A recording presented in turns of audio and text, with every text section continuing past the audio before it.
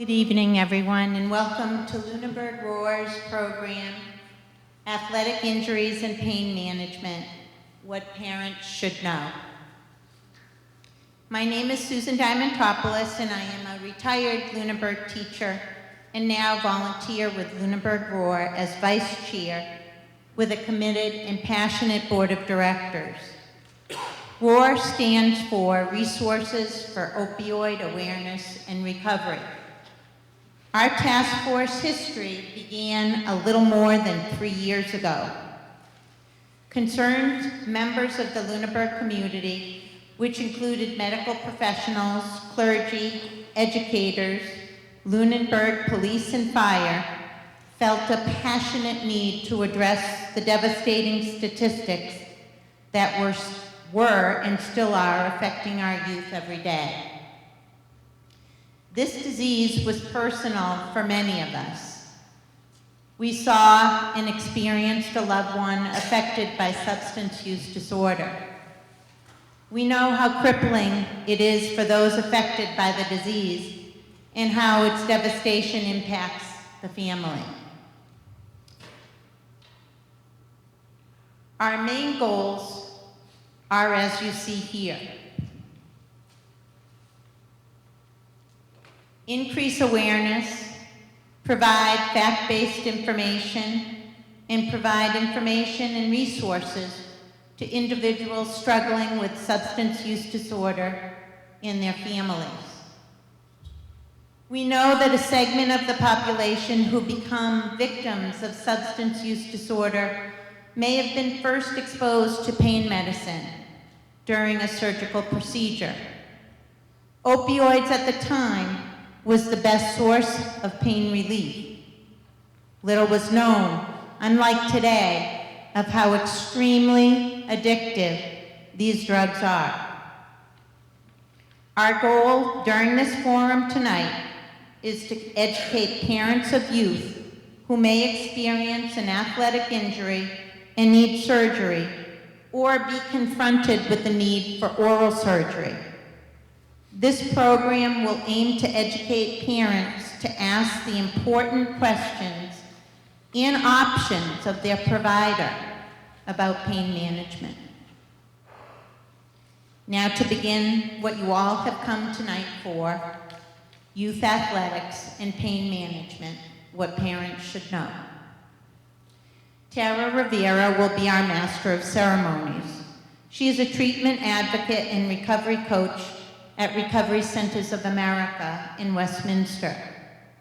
That is her professional title, but truly she works beyond the boundaries of work and advocates for recovery in so many other areas of our communities.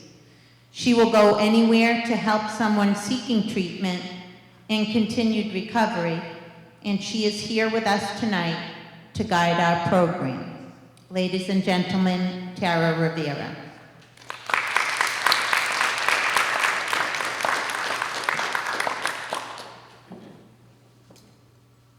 Thank you, Susan.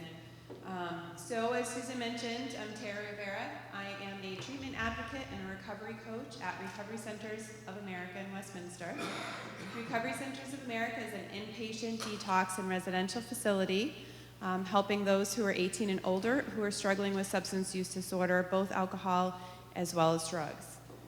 In addition to that, I was a co-founder of the Leominster Opioid Task Force, director of Facing Addiction in Fitchburg and beyond.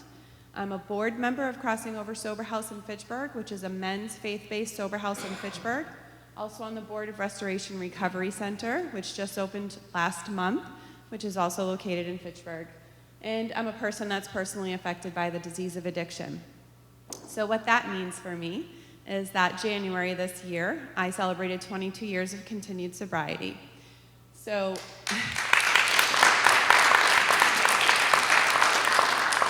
thank you. I grew up in a home with both parents struggling with alcohol and drug addiction. There was a lot of trauma and a lot of chaos in my home. I lost my father when I was 11 to the disease of addiction. Shortly thereafter, I went into foster care system, so I was a ward of the state, if you will, for a few years, and have been on my own since I was 16.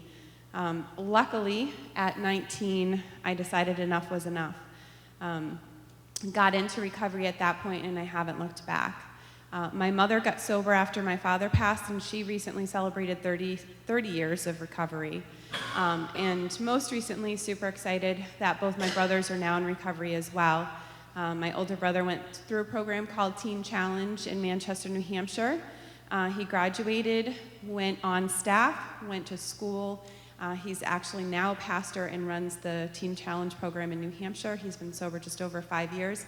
And I have a younger brother who just celebrated 3 years. So when I say I'm personally affected by the disease of addiction, I really truly understand what it feels like to grow up in a home that's, surrounded by drugs, alcohol, and chaos, as well as experienced it myself, as well as had to watch both my brothers struggle with the disease for over 20 years. So I get it, and that's why I'm so passionate about helping people, as well as educating people about the disease of addiction. So today we're going to talk really briefly about the physiology of addiction.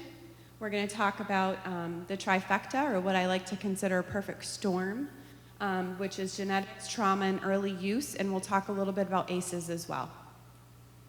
My goal is always to educate people about the disease of addiction, because I feel through education comes prevention, as well as breaking the stigma, which is what we need to continue doing. So what is addiction? Addiction is a chronic, relapsing brain disease. And I like to highlight the fact that it's chronic and relapsing because I got it at 19 and I have not relapsed, but relapse is a part of a lot of people's story. Just as cancer, just as diabetes, if we don't do what we need to do on a daily basis to maintain our recovery, it's very easy to slip back into old habits and to relapse. One of the reasons why it's considered a brain disease is because drugs actually change our brain and the physiology of our brain and how that works. The part of the brain that's affected by the disease of addiction is our prefrontal cortex. It's the most elemental part of the brain. It's the part of the brain that tells us to wake up every day, to fight or flight, to get food, and to find a mate. It gives us positive reinforcement for doing those things by creating dopamine in our brain. So we have rewards by getting dopamine that teaches us to repeat those behaviors. Dopamine gives us a sense of euphoria, and it's also associated with the compulsion and perseveration, which is why once people are addicted, that's usually the only next thought in their mind as to how to get high again or how to drink again. On a day-to-day basis, our normal baseline dopamine level is about 100%. When you wake up in the morning, before you have a cup of coffee, before you work out, before you take a shower, your normal baseline dopamine level is somewhere around 100%. After you have a meal, it increases to 150%. After a sexual experience, it goes to about 200%. Cocaine brings it to 350, amphetamines 1,000, crystal methamphetamine 4,000%. If you think about how you feel when you wake up in the morning before you have a cup of coffee, most people don't want to be spoken to in the morning before they have a cup of coffee. You're just kind of groggy and you're like, get out of my way, I need my coffee, don't talk to me until at least after the first cup. And that's with a baseline dopamine level of about 100. If you think about somebody who's been using drugs or alcohol, what happens is our brain is overproducing the dopamine because of the drugs that we put into it. The body tells the brain to stop producing the dopamine because there's been a flood of dopamine, and then your body stops actually producing dopamine. So when the drugs leave your system, your baseline dopamine level doesn't return to 100 like ours does. It basically will go down to 90, 80, and after repeated use, it can really literally go down to about 45 or 30. So if you think about how you feel in the morning when your normal baseline dopamine level is at 100, and somebody who's active in addiction wakes up and their dopamine level's at 35, you can imagine that their first thought is they need to get high so that they can start to feel somewhat normal again.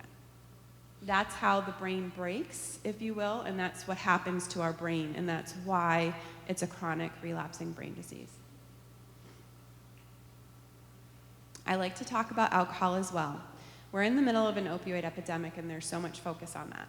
In 2017, we lost 72,000 people to the to an opioid overdose. However, we lost 80,000 people to alcohol-related deaths. Alcohol is still very, very prevalent, and it's still one of the most addictive substances on our planet.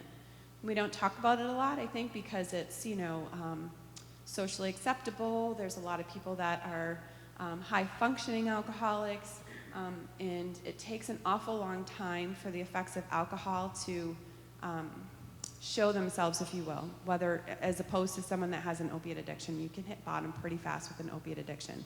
However, you can struggle for many years with alcoholism, and no one could ever really know. So alcohol is still very, very prevalent, and I like to talk about that and bring that to people's attention. Long-term heavy use of alcohol actually shrinks those frontal lobes, the prefrontal cortex that I was talking about. And that's basically the part of the brain that we use for thinking and making decisions. I lost my father to both alcohol and drug, but his father died of sclerosis of the liver. He pretty much drank himself to death, and towards the end of his life, when he was hospitalized, he didn't know who anybody in his family was because the alcohol had completely disintegrated that part of his brain. But that's after, I would say, 50 plus years of consistent drinking. Most people don't live that long with an opioid addiction because it takes them a lot faster to reach that bottom, if you will. So as I was talking about the trifecta, so the disease of addiction is, a lot of us are genetically predisposed. So 40 to 60% of people that struggle with the disease of addiction are genetically predisposed.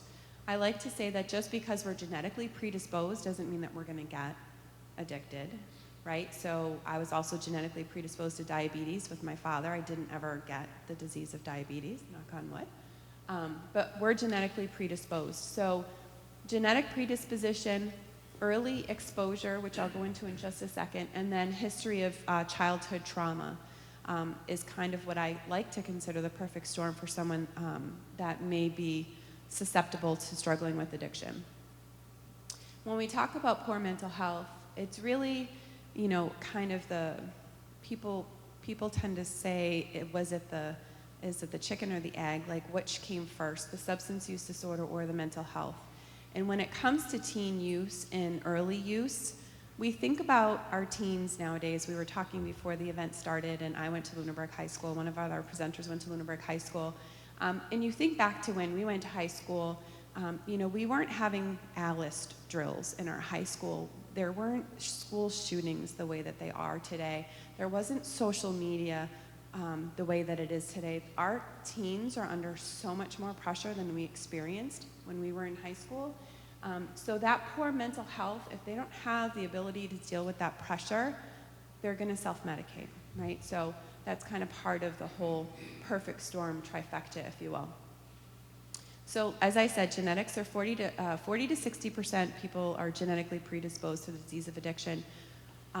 So my daughter is genetically predisposed, right, because I'm predisposed. She's 8, so we're not going to have those conversations right now as an 8-year-old child. But as she gets older, we are going to have those conversations because I want her to know that she's genetically predisposed. She needs to be smart about the decisions that she makes. What I do have conversations with her about is making good choices and realizing her feelings, how she feels on a day-to-day basis. If something happens at school and her friend says something that hurt her feelings, we talk about that. We talk about what to do with our feelings, what's appropriate. Is crying okay? We also talk about making good choices when it comes to food. So a lot of people that struggle with the disease of addiction also have a sugar sensitivity. Sugar affects us differently than it affects most people.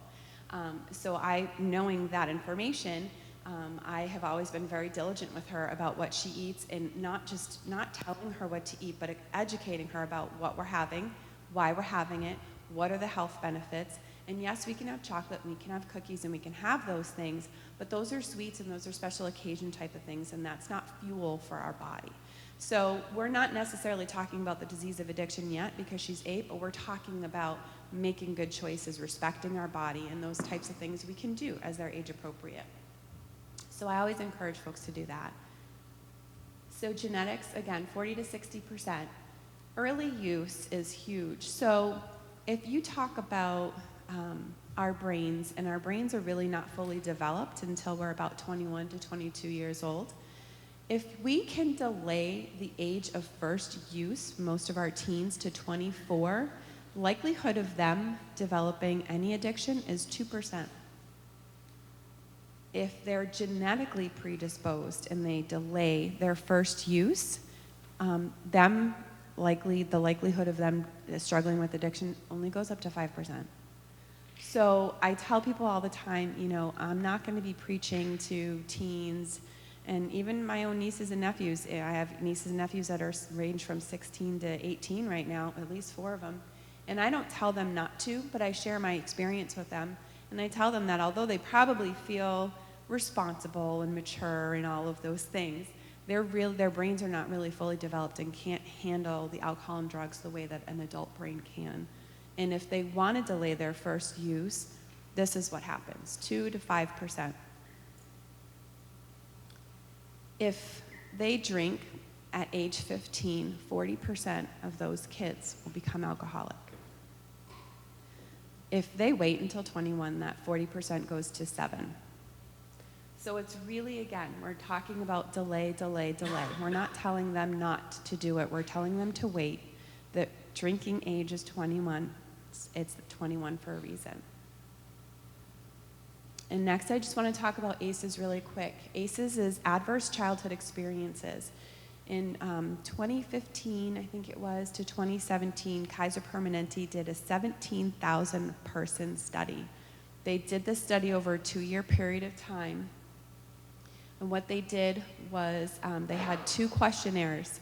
The first questionnaire was a family health questionnaire, and they asked about abuse, household challenges, and neglect.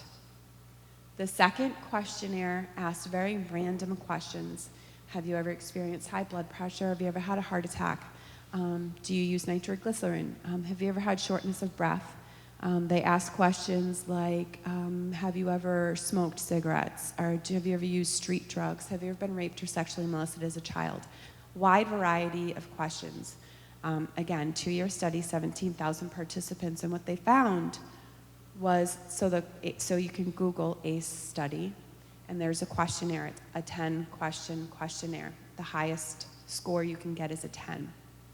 And basically, the number of ACEs that you have increases your risk of all of these things. So just for example, my ACE score was a 6, right? So I'm genetically predisposed. I had an ACE score of 6. I had early use. I probably had mental health issues as a kid with all the trauma and stuff going on in my home as a child. And I was just predisposed and set up for all of these things to happen. So I like to tell people that just because you have a high ACE score doesn't mean you're doomed, right? I had an ACE score of 6. My sister had an ACE score of 9. My sister's a mom of 4, and she's had her job for over 20 years. She's a homeowner, very successful. She was able to manage. These things are not gloom and doom, like if we have this, this is the end of the world. This is more about being educated about these risk factors. So I like to talk about ACEs because I think it's really important. I would love to see our pediatricians do more questionnaires like that. Even our just regular general doctors do more questionnaires about that. The more we're able to identify these things that put us at risk, then we're able to deal with them, and then they're less likely to become a problem, and we less likely seek substances for relief of those. So again, trauma and addiction is a link that we can't ignore, and I don't want to necessarily end on a bad note. This is just information for people. There's a book called The Body Keeps the Score, and it's a really fascinating book, especially for teachers or anybody that has a child. It really talks about how we keep trauma in our body and how it manifests itself in physical ways in us. I remember growing up as a kid, and I lived in the nurse's office. I had a headache and a bellyache every other day because there was trauma and there was chaos in my home. Of course, there was bellyaches and headaches, but it's really cool, just a red flag, if you will, if you're a parent or if you're a teacher, an educator of any sort, or you work with kids in any way. It's a great book. And then I just want to end with some resilient skills, right? So we may be genetically predisposed, we may have had early trauma, we may have had early use. That doesn't mean that we're doomed. There's some ways that we can combat some of these risk factors, and developing some resiliency is a really great way to do that. When we develop resiliency, we're better able to overcome our pasts, right? Having strong, stable relationships and using support systems help to build our resiliency. Making social connections, knowledge of parenting and child development. So as a mom, I'm constantly reading, learning ways in which I can help my daughter express herself and deal with anything that comes her way, and keeping that communication, that line of communication open. And then social and emotional competence, identify and understand our feelings, just like I said, and process them in a healthy way without turning to harmful coping mechanisms. So these are some suggestions that we can use as adults. I'm a huge fan of resilience, and there's going to be a lot of more resiliency training kind of coming up, and the buzzword of resilience is kind of up and coming. So we can use these with our children. We can also use them in our own life. So that's just a little bit about addiction. I don't want to talk too much further. We have lots of folks here tonight to share. I'm going to end. We'll do questions after. I want to thank you for listening, and I want to next talk about who's up and coming. So Dr. Paul Harris-Samowitz is an orthopedic surgeon.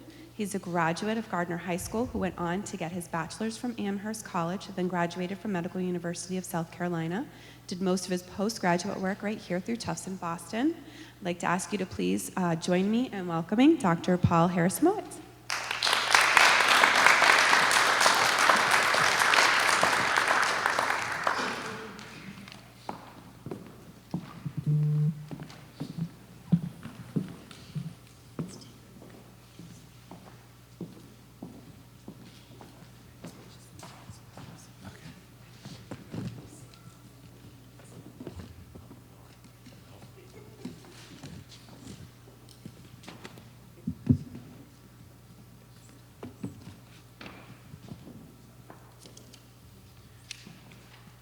Good evening. I want to thank the Lunenburg Roar program for inviting me tonight. And I appreciate it, and I'm happy to be here. Just to give you a little bit of perspective about who I am and how I approach things. I was a high school athlete up in Gardner, played 3 sports. Went to Amherst College, intercollegiate 2 sports. I'm 29 years now as a board-certified orthopedic surgeon out of Tufts. And I've been here at the Neshoba Valley Medical Center all this time. We've had 3 athletic sons. They've all played intercollegiate sports. And my wife has calculated we have anywhere between 25 and 30 musculoskeletal injuries from sprains, breaks, concussions. I've operated on one of my sons. I've operated on her 3 times. No, I haven't given them pain medicine. And I've also coached at multiple levels, youth sports, middle school, high school, and I've covered multiple sports teams, especially the football programs in this area over the 29 years. So I think I do have a little bit of perspective on athletes and sports injuries. And it's really, and when I say sports injuries, this is really for children and adolescents, and they may not be on the football field or the baseball field, but they're doing the monkey bars at school, they're flipping off the beds at home, they're being kids, they're being active. So I think this all applies. And the first thing you have to understand, and I learned this early, kids are just not small adults. And you can't treat them like just a small version of an adult. They're physically different, they're physiologically different, and they're intellectually different. And you can see the mind develops over the course of time. And for me, orthopedically, the growth plate plays a big role in this. But kids heal quickly, much more quickly than adults. And they also can correct a lot of deformities that an adult would not correct. So as long as they're reading the same book I am, we're generally pretty good with this. But the issue with kids, and especially with my adolescents, I can't trust them to save my life. And I think as parents, you all know that about teenagers. And there was a very nice presentation about the mind and the undeveloped mind and how, and you just think of it with your kids. Why did you do that? Well, I don't know. I see that all the time. And good kids can make bad decisions. We've all been there, we've all seen it, okay? I don't like to see kids hurt, especially when they're my own, but you cannot play sports without assuming the inherent risk of injury. You just can't do it. Each sport has their own inherent risks, and it's philosophically my feeling that it's perfectly okay to get your nose bloodied and get knocked down, get back up again, And I think it creates and it matures a kid and it develops them in some different ways that English class and math class just doesn't. Before treating injuries, I'd like to think a little bit about prevention, so then you don't have to treat injuries and you don't have to get into medications and all. And so conditioning, rest, nutrition, equipment. Are they all wearing the proper equipment? One of the biggest problems I have with our football program, or the kids I've seen, they don't like their butt pads. They got to wear them. They got to wear their appropriate padding. The soccer players who don't wear their shin guards for practice. And the facilities. You know, you've got a gorgeous facility around here, and the football field and all. That's good. But one of the big things I see is the TOO syndrome. And it's T-O-O. Too much, too long, and too little rest. So, and that's, it causes overuse, burnout, and I just miss the day of the three-sport athlete rather than the one who plays soccer all year round. And I think that you become a better athlete, plus you train better and you're putting yourself at risk for overuse. Now, injuries hurt. There's no getting around it. Sprains, strains, contusions, bruises, dislocations, subluxations, partial dislocations, fractures, and any combination of those, it hurts. And so you have to be aware of that. But I do think my goal, is to return an athlete as quickly as possible to their sport, as safely as I can. Pain is a symptom, and it's a symptom not to be ignored. I think of it at times, probably not often enough, but at times as actually a gift. Something's not right, and if you listen to it, it's trying to prevent you from doing something you're not supposed to be doing. All right? My goal is not to hold kids out. I want them to be be able to play. So when I first evaluated an athlete, a child, my adolescent, any of my patients, but we're going to stay with the young patient right now, listen and observe, and that's as a parent, you're doing the same thing. What are you hearing? And what are you seeing? And I generally give the kid the benefit of the doubt that they are in fact in pain. They generally don't have secondary gain to be complaining of pain. So I take them at face value. But whenever I'm evaluating a kid, or anybody, but in kids in particular, all that hurts, all that is painful, and this is really important, I think, is not sports related, or they're growing pains. Because I've seen growing pains end up with leukemia, lymphoma, rhabdomyosarcoma, and other different things that are problematic that were attributed for too long for growing pains and were not evaluated. So I also get the parent involved with our evaluations. What are you seeing? What are you seeing, kid? You're with the kid. What are they asking for? How's their performance? All this. Sometimes kids are not that forthcoming. They think I'm going to hold them out of sports, but that's not as I said, that's not what I'm here for. And then I examine them, and if I need to, get radiographs. I don't x-ray kids if I don't have to. I don't think they need the exposure, but sometimes you do. You're trying to make a decision and make a diagnosis. And then once you do that, you go ahead and treat, then you go ahead and form your treatment plan. So initially with injuries, and then I want to get them out of harm's way. I want to minimize the zone of injury, which therefore can decrease the escalation of the pain response, and protect the body part, immobilize it in some way, relative rest. And early treatment is actually a beginning of the rehab process. And the sooner you have early treatment, the sooner you're getting better, the less pain you're going to have, and less you need to get into this whole analgesic opioid cycle, which obviously we'd like to avoid. So early treatment is early rehab. Protect the injury, splint, brace, cast if you need to, crutches, rest, be it modified or absolute.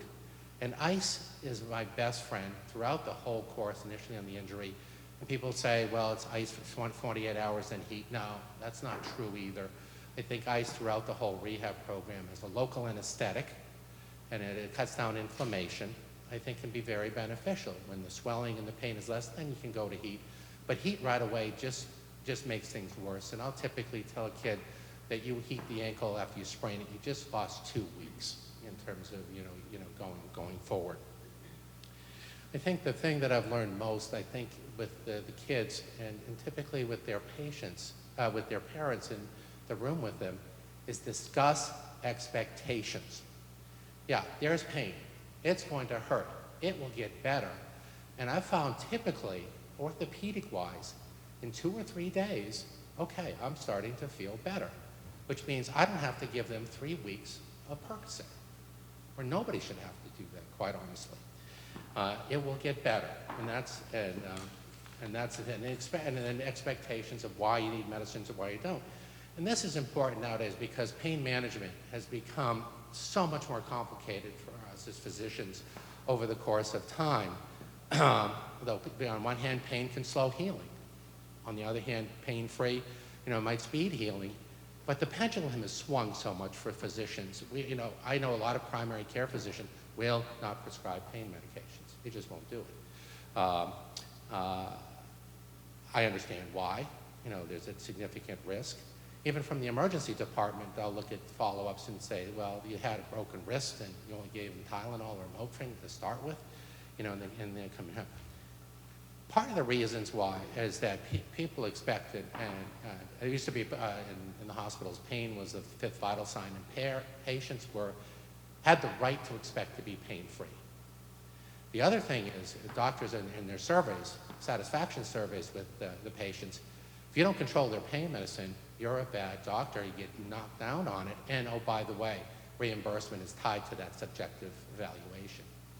All right, what do we do here? And giving people pain medicine is maybe not being a good doctor at all, and not giving them something is probably doing them much more benefit than good. So there are a lot of things, on both sides, and so the pendulum has swung. I believe in balance. I try to be multimodality in what I do. And ultimately, I've really changed over the course of years. And as being part of your credentialing as a physician in Massachusetts, you do need to take opioid courses. So initially, for me, it's going to be, I often combine Tylenol with anti-inflammatories. And this could be with splinting and rest and, and heat and all that stuff. And the medications are typically, with our kids, is weight-based. And I'll tell patients and their moms, all right, your kid is this much, and if you look at the Tylenol distribution there, for pain, err on the upper side of normal. Give them a little bit more in terms of the pain. Typically be short-staffed. Now, if we need analgesics, opioids, Tylenol number 3, Vicodin, Norco, oxycodone, Percocet, OxyContin, fentanyl, Dilaudid. It's just the pyramid goes up to more and more and more potent. In kids, I'm typically not going those other things, and I don't want to get into the adult part of things tonight. But there's a pyramid, and some things are, and then you don't want to go from acute to chronic and cross the line. I will always discuss things with the parent, and they will be the ones to control the medicine. The kids don't get it, and I think not only does trauma an avenue into the addiction mode. I had the unfortunate experience of having my Percocet prescriptions circulated at North Middlesex Regional High School years ago. I come to find out the kid had stolen his dad's prescriptions and was selling at the high school. So, that doesn't make me feel particularly good about anything, but we got to the bottom of that actually pretty quickly with the kid. Now, after surgery, we do operate on kids, so they reduce their fractures. Out on the outside, we did have the Mass Orthopedic Association opioid information pamphlet. We give it to everybody orthopedically that has surgery at our hospital, and actually apparently it's also been given out on the general surgery side of things, either for pain medications. MassPad is something we have to go into whenever we prescribe medication. Are they on it, where are they getting their medicines? Are you the only prescriber? And pain contracts. Typically don't feel we need them with kids because it's going to be a short term, but we try to stay away from the opioids as best we can. If we do, it's got to be short term, short duration. Again, over the course of years, the number of opioids I give for kids is so dramatically less than it used to be, and it's more Tylenol, more anti-inflammatories. Kids get better very quickly. I'm not to say they're not having pain, and you may not need to help them in the short term, but nothing really long term. Certain topicals, and I'm not a big topical person, some of these lidoderm patches and everything, I'm not a big topical person, especially in kids. Alternatives, in the heat and the ice, and early rehab, and I think that helps. Um, over the course of time, a lot for me personally, seeing the change, seeing some negative effects with in medicines given to kids over the course of time, number of medications, type of medications, duration, much less. Increased follow-up. Geez, I need to see them. They're still having pain. No, what's going on? There's something else going on. And then early rehab, and that helps pain. Increasing motion, progressive resisted exercise, sports-specific, and return safely to sports, minimizing the risk of recurrence. Like I said, kids are growing up, they're being kids. They're going to get hurt. We've got to treat them, but we don't want to cause and create problems for them, okay? Just in closing, just a quick story. It has to do with decision-making and choices that we make. And this can be in any different way. And I got this, this was when our kids were in high school. It was an awards banquet. The head basketball coach the women's basketball coach at Holy Cross told this story.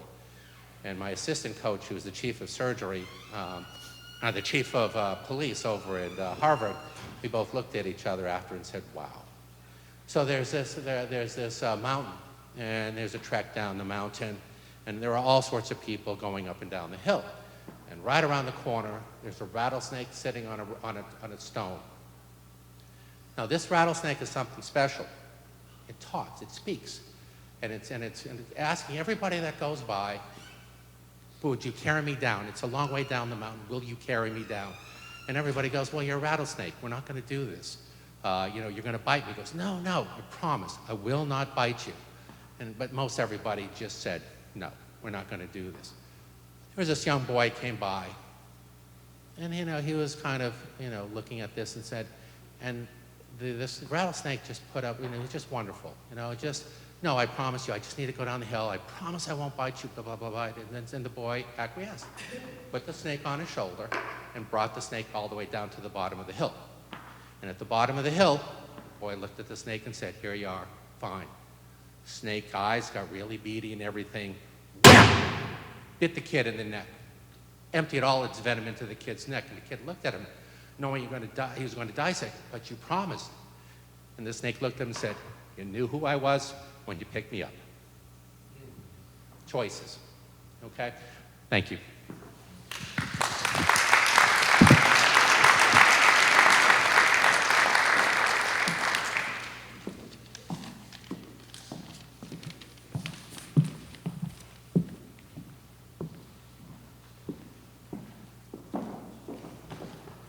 Thank you, Dr. Harasimo. It's really refreshing to hear from you.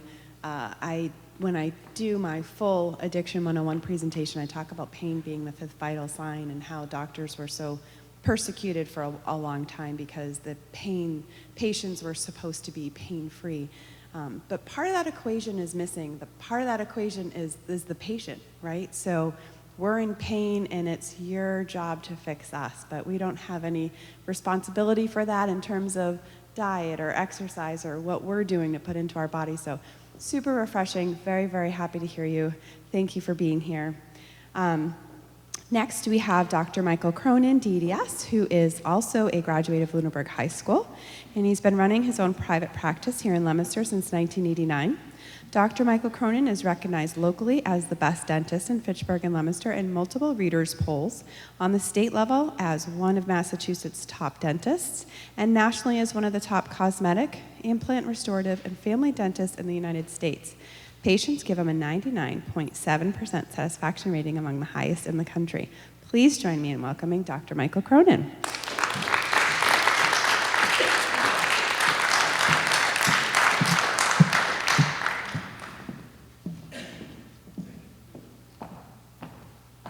Well, she looked up my resume. That was pretty impressive. Yeah, so my name's Dr. Michael Cronin. Went to Lunenburg High School. Actually grew up right where the track is, the first house over there. Grew up there, went to T.C. Passios Elementary School, Turkey Hill Middle School, and graduated from the old Lunenburg High School in the dark ages of 1981. I just want to, Dr. Harris-Simowitz hit on a lot of things that, I'm not going to go back on. But, as a couple of things I'd like to say is, a lot of people, as far as addiction, that people like, that would never happen to me. That would never happen to a member of my family. And, working in the field as he does, we see patients come in who it does happen to. And part of it is like, how does it happen? Like you hear about the dopamine release and all that stuff, but, with the brain, there are receptors in the brain that are telling you, like you try that opioid for the first time, and I don't know if Jack Kelly is here. Good, because his story is that Jack? Yeah. Yeah, Jack Kelly's here. Yeah, his story is a great story because that's what happens. You have an injury, and then all of a sudden, you take a Vicodin or a Percocet, and all of a sudden it's like, oh boy, I feel a lot better. And, especially with these young kids who, like this past year, my own son in high school basketball, he's waited the whole year to play basketball. He's playing in college now, just can't wait. First game of the season, hurts himself, and now it's going to be 3 to 4 weeks. So as a parent, you've got to make the decision of whether you're going to allow any painkillers, you're going to allow anything, or you're going to make him rest. And to do that to a kid is very difficult to do. And especially in this day and age, I think we're all such unwitting accomplices sometimes. Like as he said, he coached, I coached. I got a kid who's an athlete. I see the pressures that's on these kids. When we were in high school, like Dale, you played 3 sports. You just go right in from football to basketball, next sport, all the time. There's no AAU. There's no, I'm paying $2,500 to get my kid into AAU basketball for a season and play the whole year. And the pressure on these kids to perform is so intense as opposed to what it used to be. We can be the unwitting accomplices with our own children.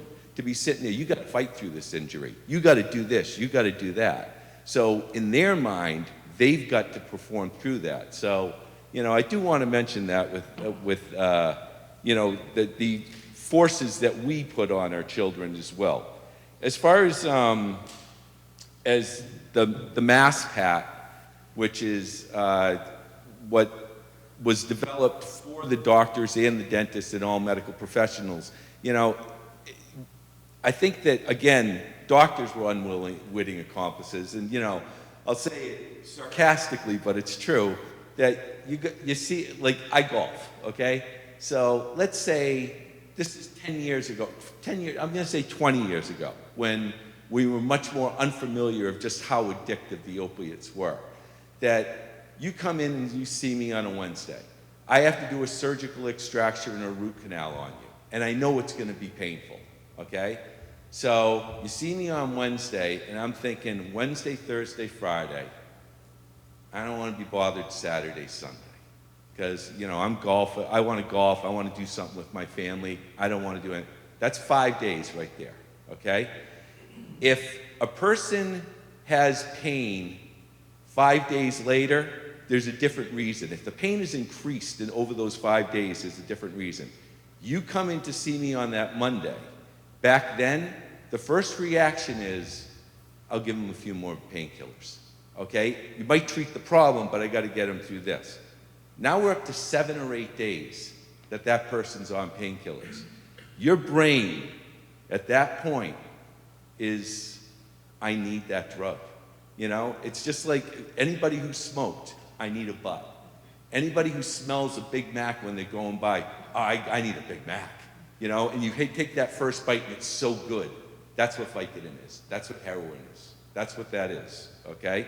So I just want to touch on one thing as far as the oral surgery aspect of it, or with dentistry. So every kid has to basically get their wisdom teeth taken out at some point. So you get the wisdom teeth taken out. Day 1, you're going to be groggy, you're numbed up, you're going to start feeling that pain. They might give you some Vicodin and some Percocet. Day 2, the pain, if they were all impacted, the pain can be more increased, but also that's when you're going to be most inflamed and all the swelling is going to happen. Day 3, you should start feeling better. If you're feeling worse on day 3 than day 2, it's the same thing Dr. Harris-Simowitz was talking about. You know, by day 3, you should be getting better. You shouldn't be getting worse. So in our profession, what can be happening if all of a sudden it's day 4 and now you're really in pain, it might be that things aren't healing well. It's what we call a dry socket, where the bone is just not healing properly. Okay? You've got to get to the doctor at that point. You've got to get back in at that point. Okay? It's not, I need medication, I need pain pills. It's, I've got to see the doctor.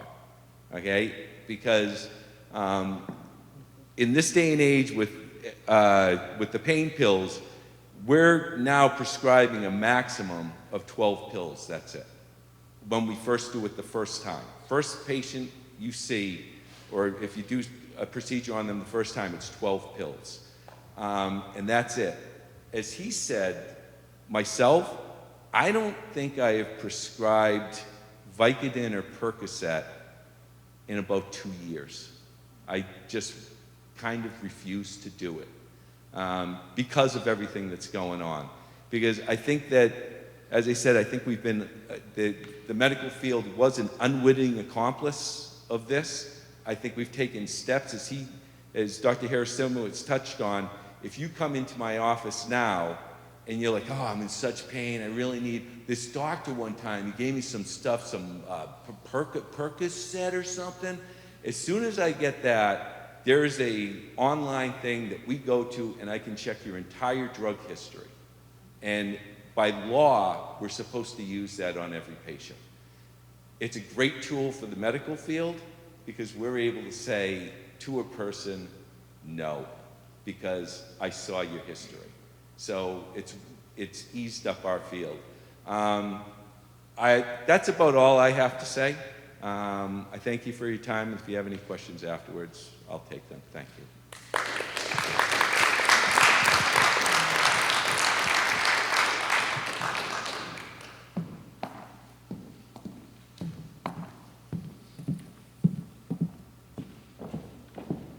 Thank you, Dr. Cronin. So that was also refreshing. Not only do you have this amazing bio, but you haven't prescribed an opiate in 2 years. That's awesome. Anybody needing any type of work whatsoever, please go see Dr. Cronin. That was, Susan, amazing job at picking these speakers. This is fabulous. Next up, we have Mary Chapman, who is a longtime human services advocate, passionate volunteer, and accomplished business professional. Mary has facilitated substance abuse support groups, provided crisis management, and volunteered in both dry and wet shelters. She has navigated the maze of substance abuse services in the private and public sector, accumulating extensive knowledge of opioid addiction and the continuum of services available in Massachusetts. Mary graduated from Boston College and is an avid tennis player. She's extremely proud of her 2 children, a wonderful daughter currently in college, an amazing son who's living in long-term recovery one day at a time. Please join me in welcoming Mary Chapman.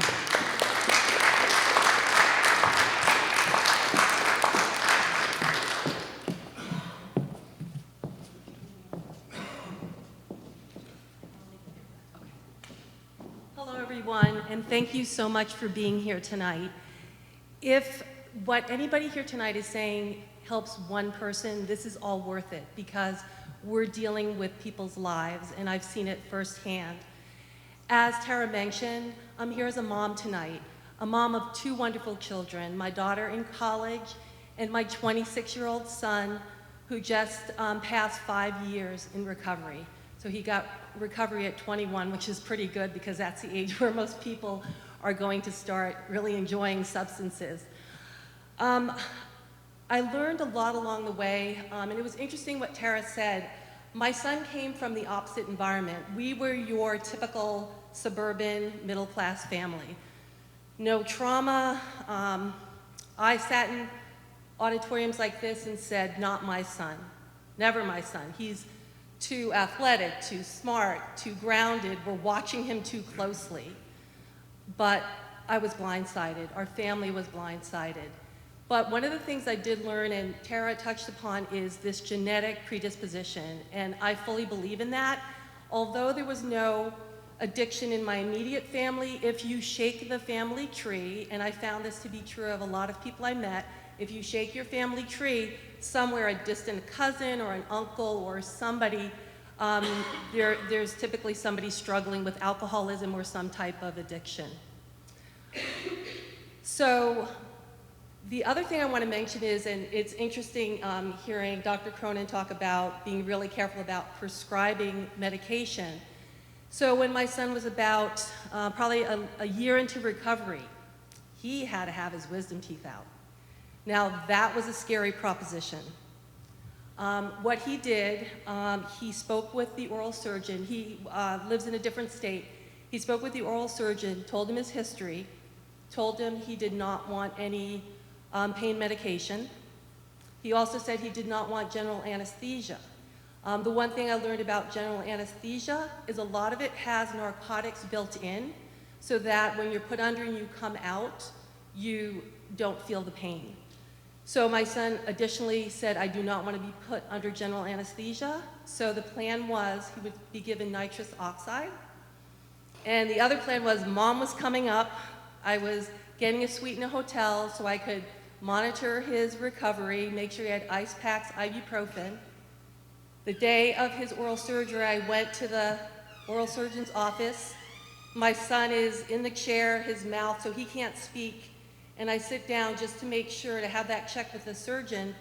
And I sit and I look across. There was already a prescription written with his name for hydrocodone. And I couldn't believe it. So I spoke with the nurse about it, explained the situation. He was like shocked.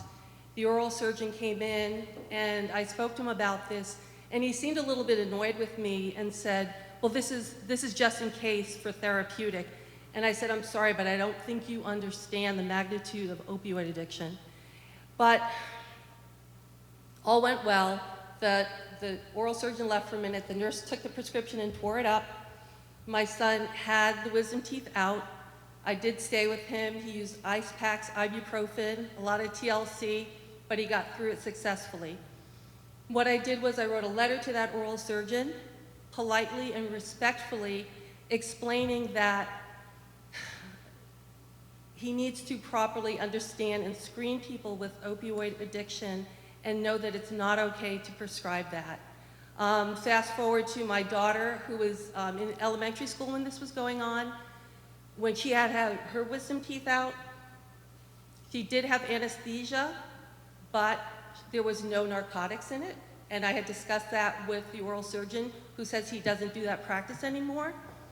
And she did not have any pain medication. She just took ibuprofen and ice packs. So a few things I'd like to share that I learned along the way, things that I didn't know. The first, and this has been touched on very well by Tara, is that addiction is a brain disease. And I don't think I understood that or believed that 10 years ago, but now I fully understand and embrace that. It's not a moral failing. Your brain gets hijacked, and I watched a documentary called Pleasures Unwoven, which is a great documentary that helps explain it in a way that's, for the layperson, you can really get it. The other is, I didn't know the term opioids 10 years ago.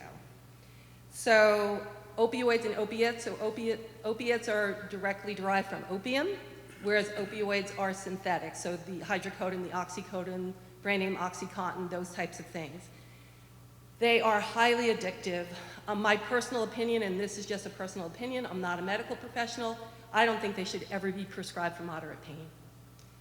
I think these were really intended for end-of-life cancer or severe pain from serious surgery.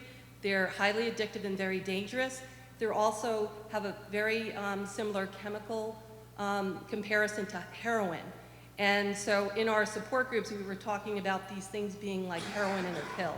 So now knowing that, if you understand that, then if anybody's gonna prescribe these to you, you're gonna sit back and say, wait a minute, are there any alternatives? Do I really need this? Can I try to use Tylenol, rest, ice first before I take the risk of using these medications? The other thing I want to mention, which was a blessing and it's a wonderful part of our state, we are in a great state for support. We're one of the few states that have recovery high schools. So we have 5 recovery high schools. When my son was in his senior year, again, we didn't understand the depth of his addiction, but we knew something was seriously wrong. And so we pulled him out of the high school. We said, this just isn't working. We sent him to a wilderness program. And while at that wilderness program, it became evident that he did have some serious substance use problem. Now to take a 17, almost 18-year-old and put him back in a general population high school where lots of kids can experiment and not get addicted, to put him back in that population was extremely dangerous in our opinion. So I came to know of one of the recovery high schools, and that is where he completed his high school education. I also learned that although he was graduating from that school, his diploma and where he, on job applications or where he graduated from is our local high school. So if you had a child here and they went to a recovery high school, they would graduate from Lunenburg High School. The other thing I learned about, which I never had to use, but I've known plenty of people to effectively use it, is in Massachusetts we have Section 35. It's a law that allows a qualified person to involuntarily commit somebody to substance abuse treatment.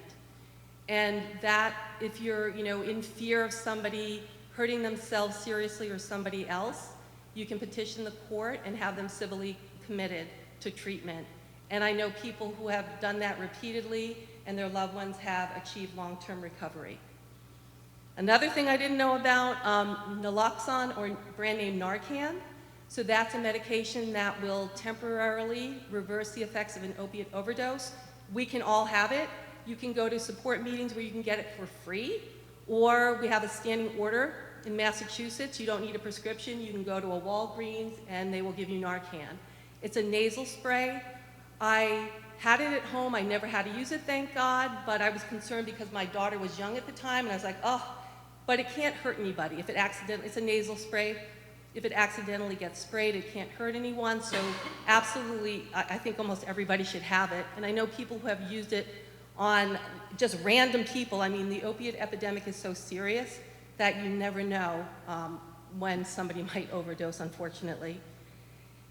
And finally, I want to say, most importantly, that I learned that there's a lot of hope and help. So I have met so many people in recovery, and there have been so many people who helped me along the way that they had loved ones who had achieved that, and so I listened to them, I leaned on them. When it seemed hopeless, they had me keep going, and it's just amazing. So in closing, I want to go back to a time when I was at the tip of the iceberg, understanding what was going on with my son, and this helped sustain me through what was a very difficult journey. One day, I got a call from school that my son, 17 at the time, had asked to use the restroom and never returned to class. They announced his name on the school PA system numerous times with no response. He had never done anything like this before, and I was somewhat in shock, but snapped out of it. I left work and drove around all day, calling his friends, trying to find him. I was scared, exhausted, and low on gas. When I stopped at the gas station, there was a teenage boy huddled by the vending machine, looking cold and confused. What are the odds? He walked over to my window and said, "I'm lost. I don't know where I am. Can you help me?" He went on to explain he had a problem with alcohol, his friends had ditched him, and his mom was looking for him, but he had no phone and didn't know where he was. I asked for his mom's number and called her. I'll never forget the relief and joy in her voice. I gave her the address of the gas station and waited with her son Keith until she arrived. He was thanking me and giving me a hug as I repeated to him, "Hang in there, you can do it, just never give up, never give up." At that exact moment, my phone rang, and it was my son who said, "Mom, I'm home." I often reflect back on that day and that message, which I know was more for me than for Keith: never give up. That year included feelings of deep despair and grief for the broken dreams we had for our son, to a new acceptance that we cannot control our children's paths, although we keep loving and guiding them as best we can. So I thank you so much for being here. Never give up, and extend compassion and help to those who need it. Thank you.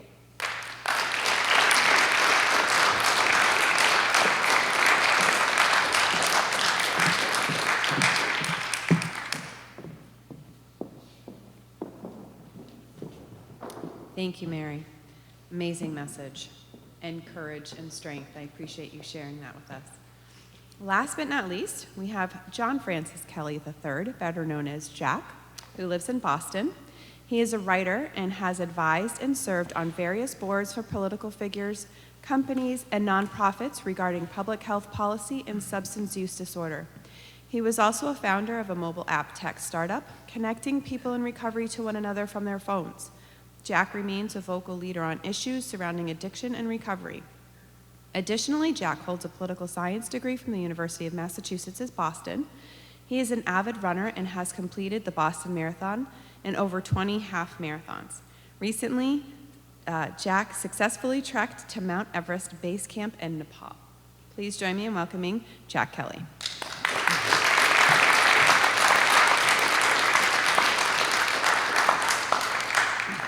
Thank you. And I have a couple things to add to that little marathon thing. I just did Berlin and Chicago this past week, back to back. So, and sandwiched in between meeting my 11-year-old daughter. So I've had a wild 3 weeks, to say the least. And anyhow, I actually kind of forgot about this tonight. But so my thank you everybody for putting this together. And I know how challenging putting these events are, and it's just hard, you know, because there's a lot of pain with it, and you're also trying to organize events and get the word out, and it's not easy. So specifically with this particular issue. So I mean, Mary was talking about her son. I mean, mine's going to mimic that a lot. Dr. Cohen had mentioned about the athletic thing. I say that my story is probably your standard story of, am I on? Okay. The athlete, hockey player, or, you know, that got hurt. In my case, it was hockey, and I had gotten an injury, and my doctor was, at the time, the Patriots and Bruins doctor, and I had my surgery at Mass General Hospital. That was, I think, 1996. And I, in my book that I wrote, I chronicle all of this as a way of sort of a historic document of what happened with one particular person, how it led to that, and then to where we are today, which, as most epidemics, this is a very different type of thing now with fentanyl. I never had to mess with fentanyl. I used to get the CVS stuff from, you know, people like Dr. Cohen. I would scam people like him all the time, and like that's what we do. But it wasn't like it is today, where you're getting, you know, China and other places in the world that have now saw an economic opportunity. And it's just going to keep going and going and going. It's like every other virus, and that's why it's so important to understand where we came from so it never happens again. Because at first it was Oxycontin. That was me. That was my story. Oxycontin came out 6 months before my surgery. I was given that. Within a month, I was completely addicted to it. Now, predisposition. In my family, I have alcoholism bleeding out of my blood, okay, from both sides. I'm an Irish Catholic Boston person through and through, like for better or worse. You know, I'm a walking stereotype, and you know, and that's just the truth. So the reason I bring that up, because we're having sort of a quasi-policy discussion, what my favorite topic is, and whether, you know, prescription medicine should be given out as liberal as it has been, that's not really my decision. But what I will say is, somebody who has a dad who's a recovering alcoholic, has 7 uncles that are in recovery, who, on 2 different sides, and whose great-grandfather has a legendary story of coming off on the boat from Ireland, of almost killing half the boat because of an alcohol-induced rage. you would think that you don't give that particular descendant an opiate pain medicine. You shouldn't actually need a doctor degree. You shouldn't have to have a residency to know that. That's kind of common sense for a lot of people. Opiates did not just fly off the scene like 30 years ago. People have been getting high off opiates from the moment they tasted the poppy. Okay, the opiate wars, and we can go on and on and on and on. My point to mention that is that none of this is by accident. Don't ever let anyone tell you it's by accident. People always assert risk and think that the risk or the damage will be less than the profit that comes in. What this particular case, they kicked themselves in the ass because they went after their own demographic. And that was the people like me who had good health insurance.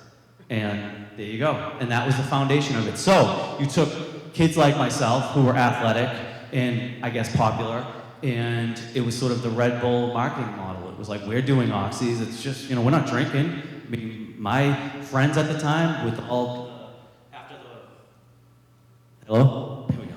My friends at the time, after parties or hockey games, we would less and less over time stop drinking. So there was this illusion at the time from parents that this was a good thing. Not that they thought we were doing Oxycontin or anything, but just the fact that there was nothing wrong because alcohol actually had been kept to a minimum because everybody was on these pills. Then we started sniffing them.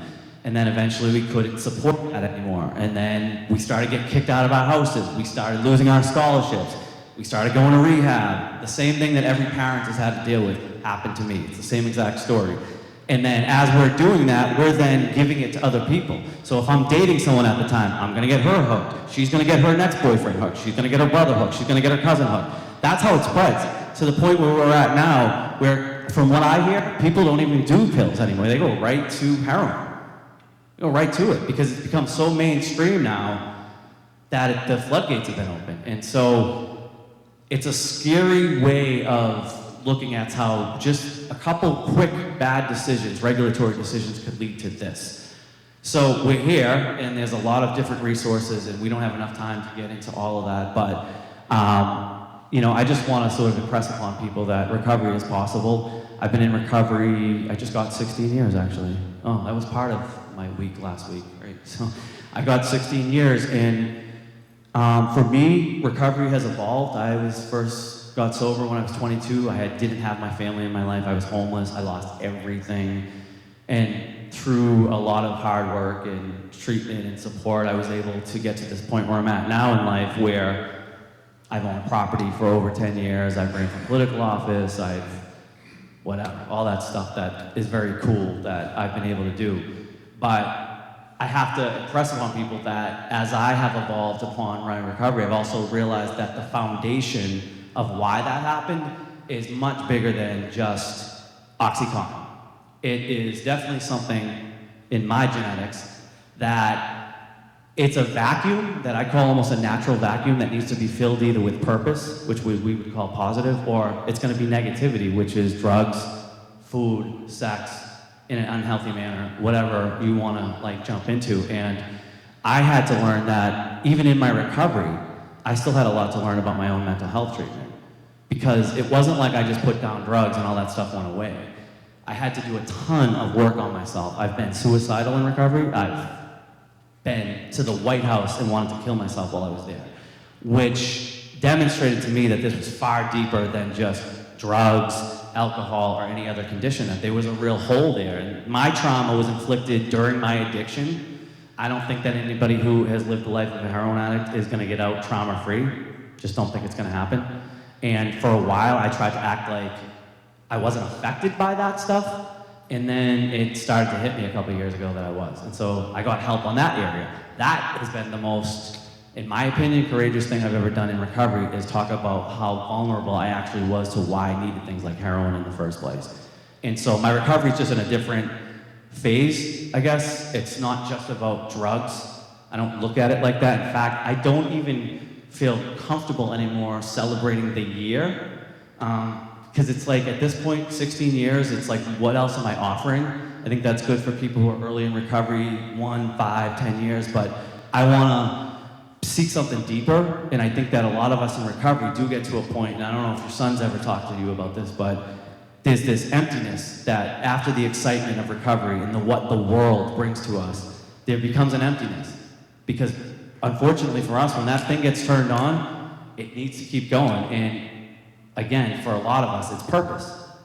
We find purpose. And, you know, for me, I found it in a variety of different ways. And the gift that I get is that when I want to do one of these crazy ideas that fulfill me, and people want to question me on it, about it not being logical, it's like, well, you know, I should be dead.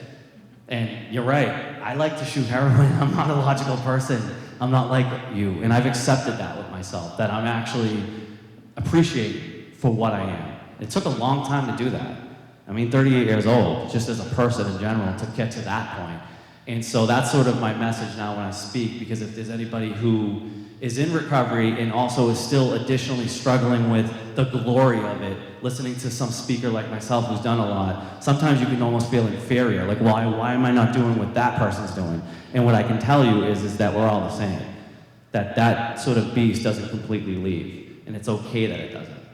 And so, you know, I brought some books that if anybody wants to buy, and then I'll sign them in the back, and I'll be standing out there and talk. You know, I'd love to talk to anyone. And it's interesting. I've never been on a panel with a dentist before, and this just so, I'm sorry, I have a dark sense of humor, but in the book, I have this whole chapter that I illuminated about me scamming a dentist, and it was one of the most fun chapters I ever wrote. I don't know why. And it was like, but you'll appreciate this. I was out in Arizona and I'm strung out, and I'm sorry, we laugh at this stuff. For us people who are in recovery, we actually laugh at the complete misery of it all. So, but when I was out in Arizona, I was not talking to my family and I was a stone cold addict. But when I got out there, which was about probably 17 years ago, it was crystal meth was the big thing out there. They didn't do opiates, much to my chagrin. And so I started doing that, and it was like crack cocaine on steroids. It like never ended. It was the worst thing on planet Earth. I felt like I was like a zombie or something. But anyhow, I knew I needed to come down, and I was now sick and on a crystal meth run, on dope sick and on a crystal meth run. But I had wisdom teeth pulled out before I went out there. It was about 2 months prior, and I knew where it was, back here, because I was always playing with the string.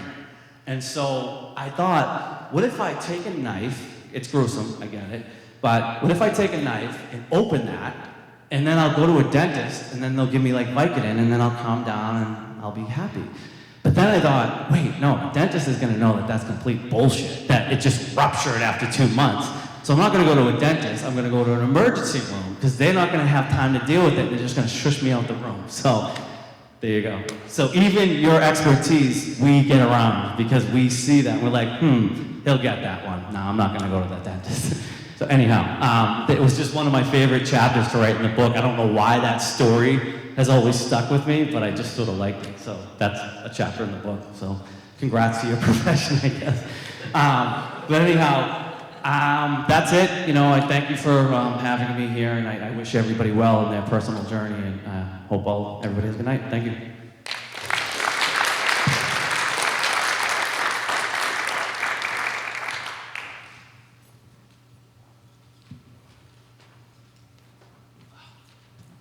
What I would like to do is invite all our speakers onto the stage, and if there are any questions for any one of the speakers, please feel free and we can bring the mic to you. But I also want to thank all of the speakers for their time. Tonight's program wouldn't have been possible without the support and generosity of so many people, including our panelists, who have volunteered their time, expertise, and commitment to this epidemic, which has affected our youth. Thank you to all our speakers, Tara Rivera, Dr. Paul Harris-Samowitz, Dr. Michael Cronin, Mary Chapman, and Jack Kelly. You have given our audience valuable information to hold on to. Thank you to Dr. Burnham, our superintendent, Rob McGrath, Lunenburg High School principal, Annika Scott, Lunenburg Middle High School vice principal, and Tim Santry, middle school principal. Lunenburg Fire Chief Patrick Sullivan and Lunenburg Police Chief James Marino for your continued support, interest, and support. Thank you as well to the many people who came and offered resources tonight. Pilgrim Covenant Church for the delicious refreshments, and our custodians, Rich Chaffee, and your staff for your help. And I wanted to take one final moment to introduce and thank our ROAR Task Force members who worked tirelessly to organize this night. Could you all stand, please, for members? Our chairperson, Ruth Ann White, Treasurer Adam Weber, Secretary Darren Massey, Dr. Ingrid Cruz, Resource Officer Brad McNamara, Reverend Ryan Sarpana, Gail Okerman, and Reverend Ernie Farrar.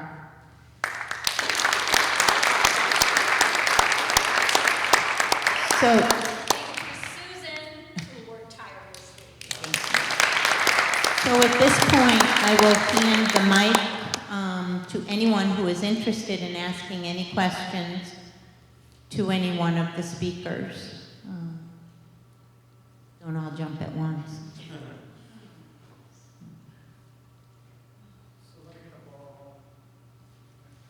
Chief. Yeah.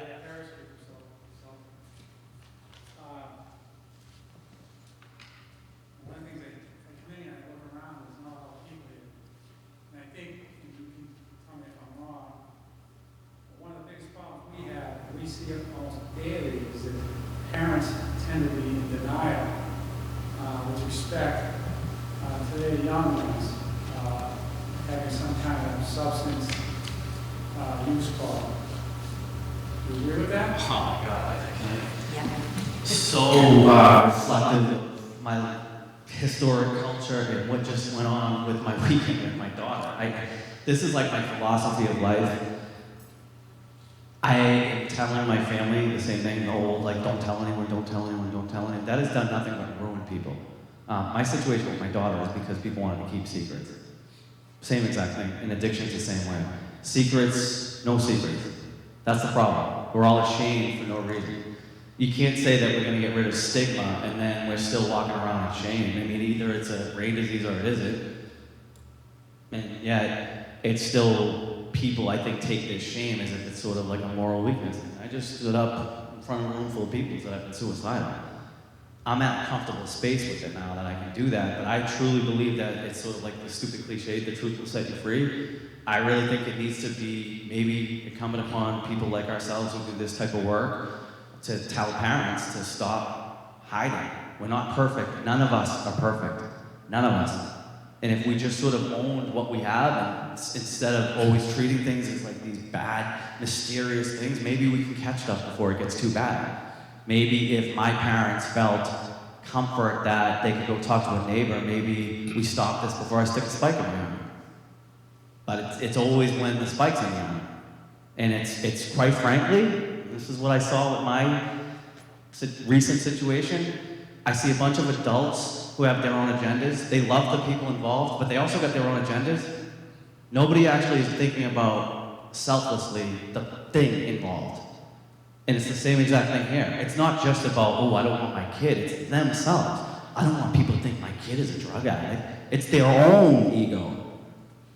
And that's bullshit. People need to stop that because we're not perfect. None of us are. And the way, if we continue to live like that, this stuff, it doesn't matter. We get rid of opiates, crystal meth will come. It's always going to be continuously another secret, another thing that we got to counteract.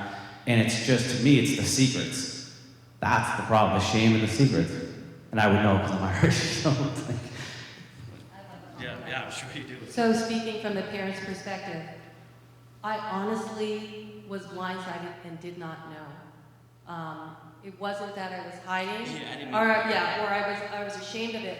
I was thinking, is this teenage angst, teenage rebellion, mental health issues? And we actually went down that path of, is this mental health? And the one thing is there are co-occurring disorders. Some people do have mental health and addiction issues, but if they're using illegal substances, you can't treat the mental health issue properly. So it wasn't until the behaviors became increasingly concerning, and I worked with my son's school because from a kid who had perfect attendance, His attendance was going down, but they weren't notifying me, or they left a message on the answering machine and it got erased by my son. So he hit it very well. The other thing about people with addictions, they're master manipulators. They're very convincing liars. And so it's really hard if they're somewhat functioning to believe it. So again, it was when we got him out of the school, sent him away, and he was in, it wasn't a treatment program, it was a wilderness program, that we came to understand the severity of the issue. And we took immediate action and got him out of the school to the recovery high school. But I think it can be a mixture, definitely, of denial. It's hard to accept that your child has this issue. I'm an advocate. I wish the state would do something so that the parents of athletes are required to come to an event like this so that they understand the risks, because these opioid medications are so highly dangerous, in my opinion, that I would avoid them at almost all costs. So anyway, that's just my perspective as a mom. So one more question, Jeff. Without going into all of it, how many times have you manipulated your parents to steal from them or whatever drugs? How many times did I steal from my parents? Oh, manipulate. Oh my God. We don't have enough time. I mean, I couldn't even, I wouldn't even know where to begin. Probably didn't. I mean, my dad was, though, so my story is a little different. Again, keep in mind, there's all these different things. I grew up in Charlestown, so there was that type of stuff was very present. So I didn't, although I'm middle class and I fit that demographic, I wasn't suburban middle class, if that makes any sense. So my parent, like, heroin was around when I was growing up. It wasn't like people didn't do heroin. So, and my dad, being in recovery, was very on top of it.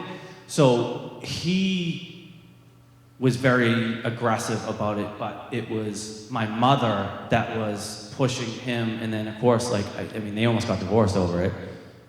So that's the whole other thing, you know, different philosophies with stuff like that. And eventually my dad went out, though. I was out of the house very quick, very, very quick. I don't say that that's what you should do as parents. I just mean that that was my story. So again, I think it's just a mixture of, you know, you have kids and you're just thinking that everything's going well, and then it, like, something like this pops up.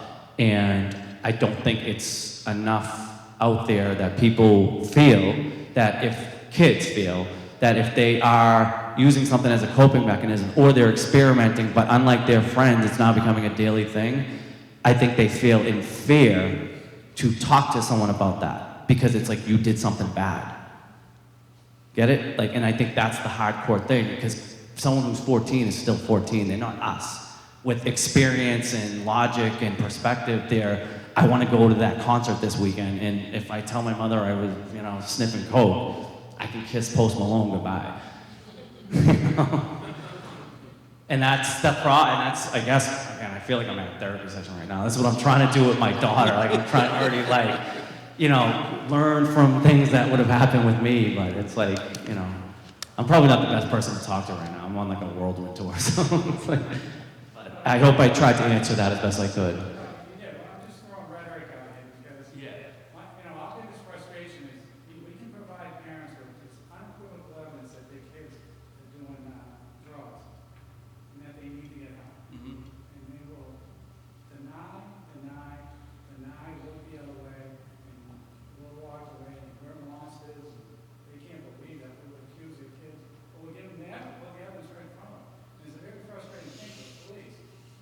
And as I said, and believe me, I applaud everybody that came here tonight, and I usually encourage you to be able to stand up and talk about your addiction. But I think every single parent out of the year tonight, whether or not they think their kid has a drug problem or not, because they might. And they might be denying it, but they just don't see it. And they need to come here and listen to this. And so it's frustrating for me. Again, I mean, I can imagine the frustration. I worked as a neighborhood coordinator, and I had to work with someone who was in a position like yourself, and we were constantly, whether it was addiction or other criminal type of behaviors or disturbances, and getting people to cooperate with all of you. It's not easy. I'm going to say sort of like a kind of a hot take, I guess. I think that there needs to be clarity with addiction, and this is what I'm talking about. Like, is it a disease or is it not?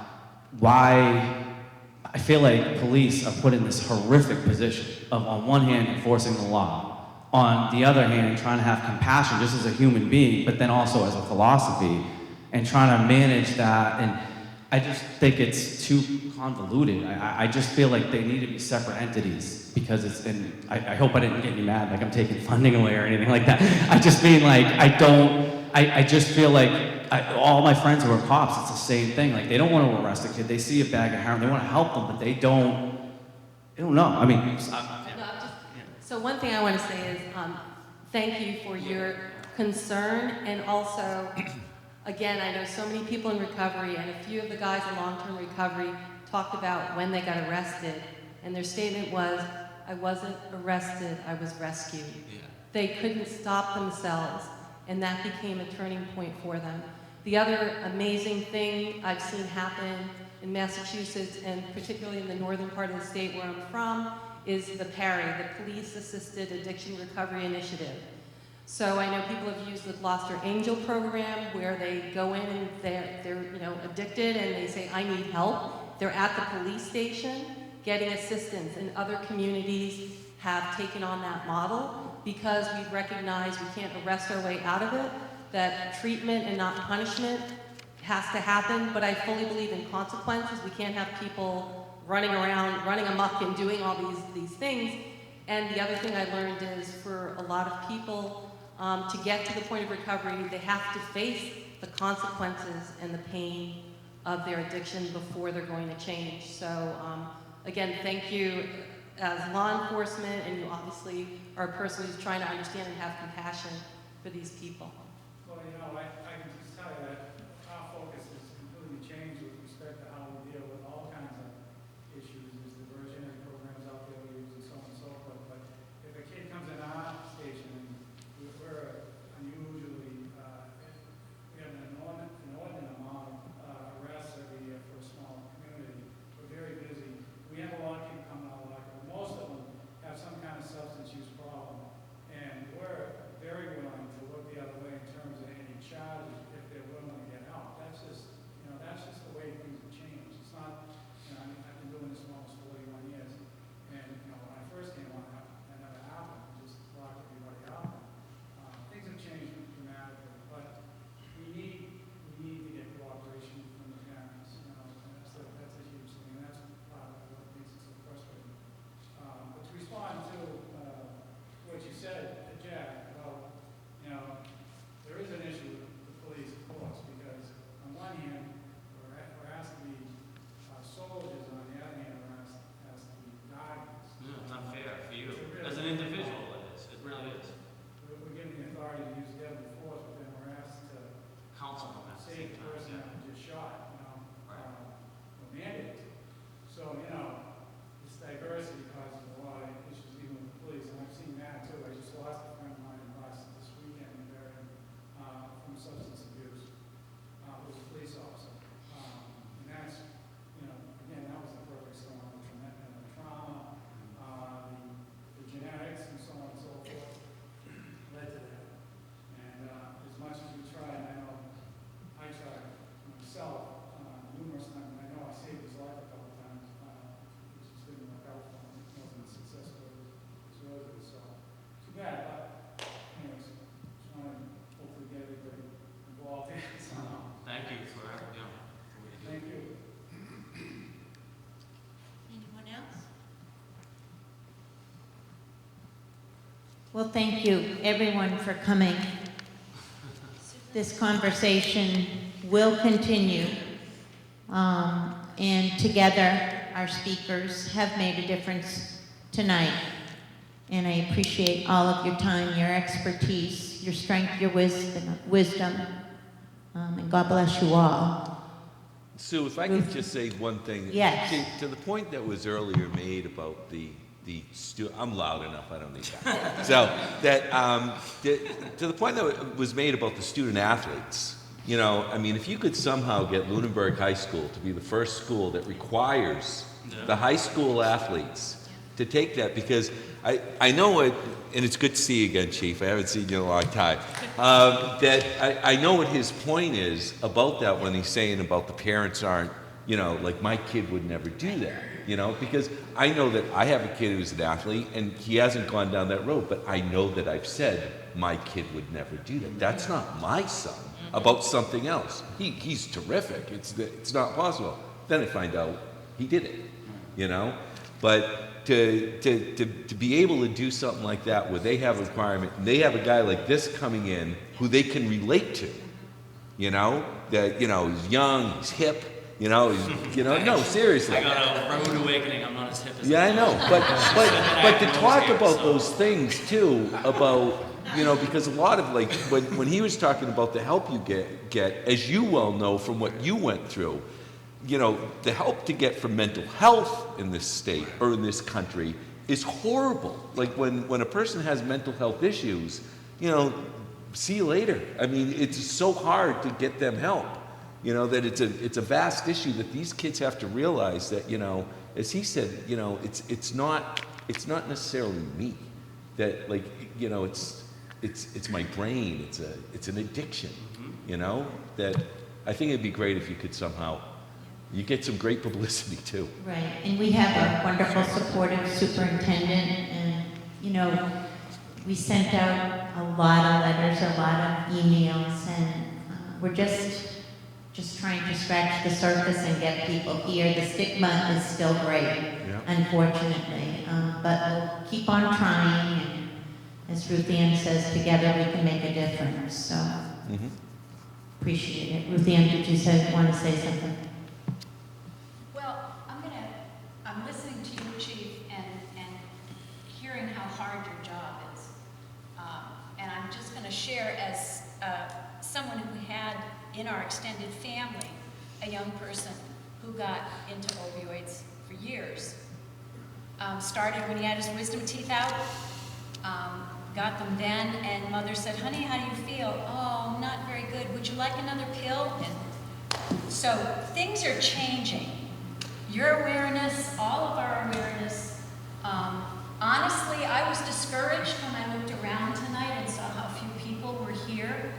But as Mary and I were talking before, if one person learns something from tonight and something may be different in their life because of it, or maybe because Lunenburg Access is taking this, and maybe people who were reluctant to come because it might mean saying I'm not the best parent I thought I was, maybe they'll see something that way, and we just keep plugging along at it. But it's discouraging for you. It's discouraging, I'm sure, for school people who deal with this every day.